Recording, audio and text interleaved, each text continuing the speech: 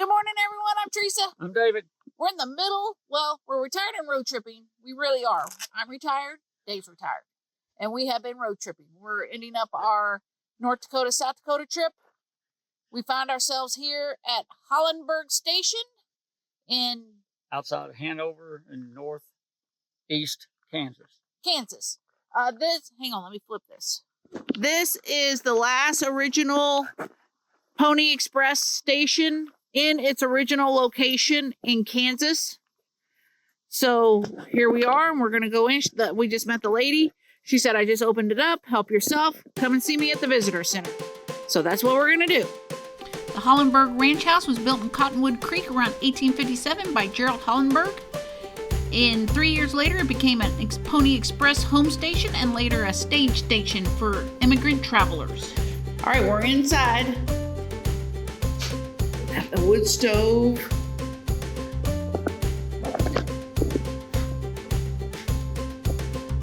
A little store to sell stuff.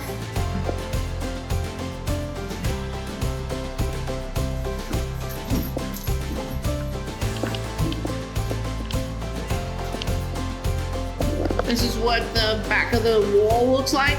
The first house that we had in Hatton, the walls were like that. Wood stove in here.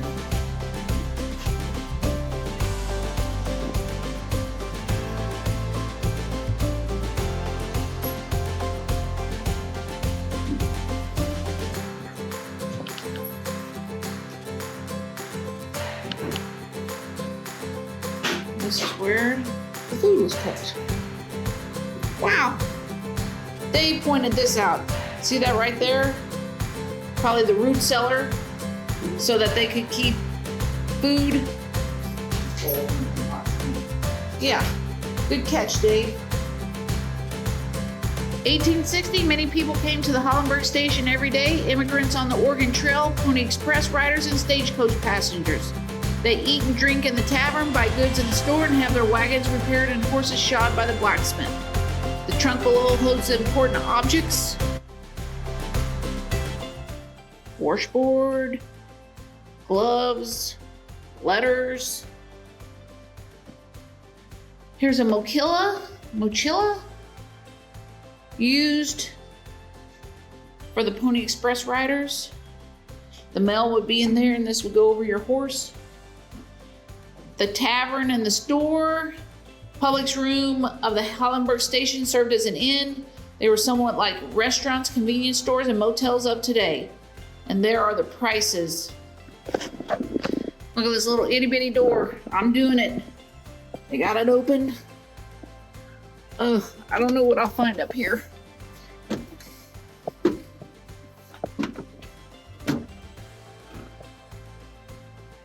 kind of like the attic. I think rooms were up here. Yikes. Okay, we're up at the visitor center now. Welcome to the Hollenberg Station State Historical Site. Station was established by Garrett Hollenberg in 1858 as a store and a rest stop for the travelers on the trail. We are going in. The Hollenberg Pony Express Station, also known as the Cottonwood Pony Express Station, is the most intact surviving station on the Pony Express in the United States. The Pony Express home station was later a stage station. It served as a neighborhood grocery store, a tavern, and an unofficial post office for the immigrants on the Oregon-California Trail. It is a rare example of the Pony Express station that stands unaltered in its original location. A new visitor center with interpretive exhibits has been erected near the historic building. Okay, we're just going to share our info real quick before we get going too far. That was so interesting. I'm just going to move down the road a little bit so the lady in there doesn't think we're weird. She probably thinks we're weird anyway, but she had a lot of information. She shared, we've been in there for probably 20 minutes, 25 minutes just talking to her. She shared, there's rumor that there's a tunnel from the root cellar down to the river in case they needed to escape quickly because of an Indian attack. And I told her that I have actually read that not about Hollenberg Station, but that some stations or some I just remember reading it somewhere that there would be tunnels. They would build tunnels and they would for escape when they were under attack. Yep. Well, that was really interesting. She said that the re-ride of the Pony Express, they do that, I think, I'm not sure, every year, maybe every 2 or 3 years, they re-ride the Pony Express and they do the route. And she said they went through Marysville. That's where we're staying. They went through here. She said they try to follow the route as close as they can. And I just find that very interesting. All right, we are moving on to Rock Creek Station. It's a state historical park. It's got camping. It's got ruts. It's got different structures left. So we're going to go and check that out next. There's rumor that there's a tunnel from the root cellar down to the river in case they needed to escape quickly because of an Indian attack. And I told her that I have actually read that, not about Hollenberg Station, but that some stations or some I just remember reading it somewhere that there would be tunnels. They would build tunnels and they would for escape when they were under attack. Yep. Well, that was really interesting. She said that the re-ride of the Pony Express, they do that, I think, I'm not sure, every year, maybe every 2 or 3 years, they re-ride the Pony Express and they do the route. And she said they went through Marysville. That's where we're staying. They went through here. She said they try to follow the route as close as they can. And I just find that very interesting. All right, we are moving on to Rock Creek Station. It's a state historical park. It's got camping. It's got ruts. It's got different structures left. So we're going to go and check that out next. Okay, we're turning into Rock Creek Station, state historical site. It's in Nebraska. Turn left. Okay, while we are driving in here, I just read that one thing that makes Rock Creek Station historical, other than being on the Pony Express route, is that Wild Bill Hickok started his ruffian days here, somebody McCandless and his son with 2 ruffians were trying to collect money from someone. From him, maybe, I don't know. McCandless got shot by Wilcock, and then the 2 ruffians came to try to save him, and they got shot too, and then that's when he got his name. Shows the ruts, the aerial view of the Oregon-California Trail ruts. Like you can see it from overhead. I thought that was pretty amazing. We're heading in here. We'll see what we can find with our own eyes. All right, we're back here. We're checking out the campground. Looks like horses are able to be here. There's the horse area. Corrals. We actually stayed here once. The last time we were here, we've only been here one time. The time that we were here, we did go ahead and stay here. We will tell you that Nebraska is not out-of-state friendly. They charge a lot of money to out-of-staters to come into their state parks. Just letting you know that. I don't even see any numbers on these sites. They're on the posts back down. Oh. That's good. So that's 2. That one there must be 1. That's 22, so they must have them numbered around. All the way Campground around host back out. right here in front of us. Service road, don't enter. So he's at number 5. This campground is empty. It was full the last time we were here.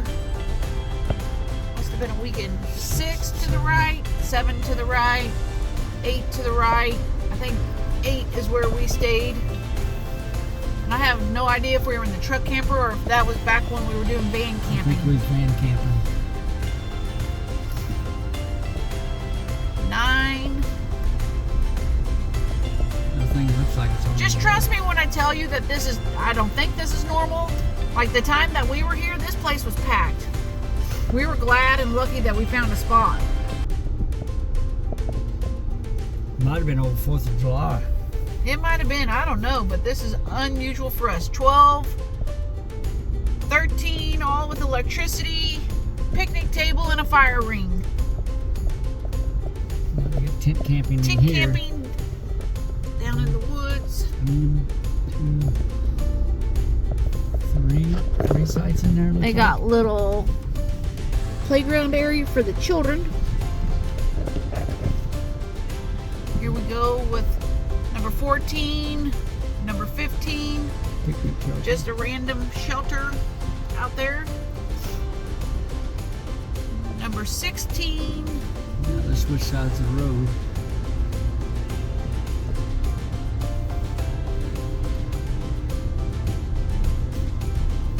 There were some people, they waved to us. 18 to my left. Here's the shower house. What's that? 19, 20. 20. All right, here's your board. Visitor center hours from Wednesday through Monday, 10 to 5. Campfire safety. Soft asphalt. Please put plywood under your jacks. Visitor, here we go. Nebraska daily permit is $7. Like, even if you live in Nebraska, you got to pay $7. A non-Nebraska is $14.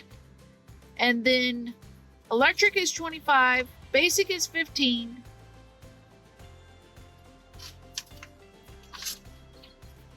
So you got to pay $14 on top of your $25 to camp here if you're out of state. They obviously have water and a dump station. All right, we are going around to the picnic area now and walk over to find the historical buildings. Coming down here to the picnic area. Don't let this shady shade have you fooled. Its temperature's climbing quick. We're hoping that the dog doesn't get overheated like he did yesterday, so we're going to be taking care of that. But we also want to see this historical stuff down here as well. All right, Dave's got the map. We are figuring it out. Oh yeah, you can see that. See that little swell right through there? Right there, you can see that. Wow. It's amazing when history comes alive before your eyes. Gotta find out what all these little buildings are about. All right, this little building is open. Oh, this is a little mail. Rock Creek Station Post Office. Yep. David Jenkins purchased the West Side Station on Rock Creek and continued to operate it as a road ranch. It's believed he erected a stone building which housed the first post office on Rock Creek. And here we stand.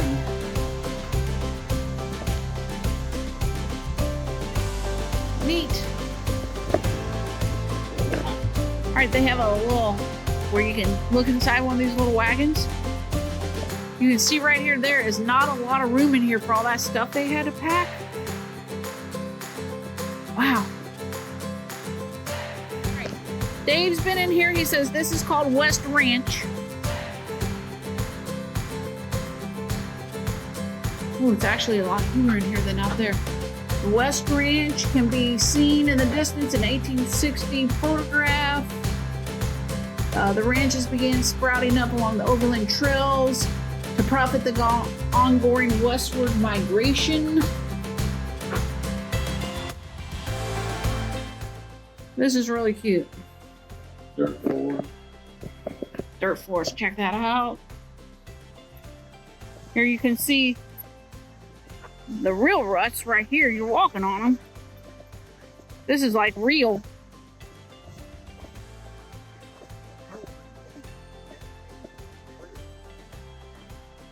Rock Creek Crossing. The rock area in the creek bottom straight down the bank from this information board is the site of the original Rock Creek's crossing. Rock Creek was difficult crossing for wagon trains. Often such a crossing through the prairies in Nebraska caused more problems for the weary pioneer travelers than crossing the river did.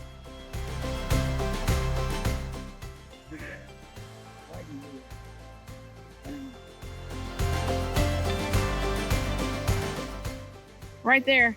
That's where they had a cross. They had those wagon wheels there to show you how the crossing would be difficult because you're going down a hill, over the creek with rocks, and back up the hill. That was before they built the bridge.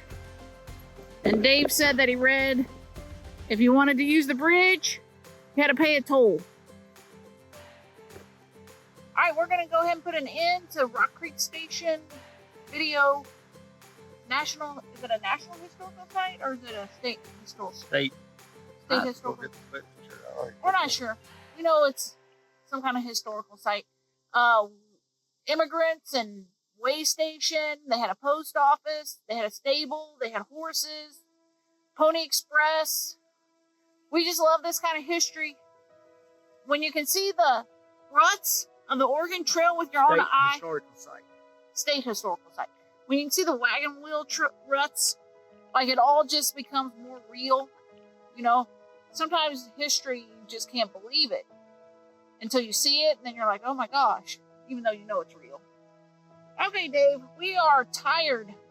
We are ending up our 18-day vacation out of North Dakota and South Dakota. This is video number, I think, 26. Went into Montana because of the Fort Union. You had to drive into Montana. Oh yeah, we were in Montana too. So I think we have videoed every day. So we are weary of videoing, but we got one more after this one. Well, we got to finish up our Maryville video. That's where we're staying. So make sure and check our playlist. We have 26 videos at least. Teddy Roosevelt National Park, Badlands, everywhere in between, all the city parks that we stayed at for free with electricity. Check those out. Yep. International Peace Garden. Oh yeah. One day we went up there. And just like this, any history we could find, we stopped. So anything else you want to add here, Dave? Nothing I can think about. I'm just rambling. All right, well, if you have nothing else, America's beautiful. Get out and see it. Like and subscribe if you want to. We'll see you on the road.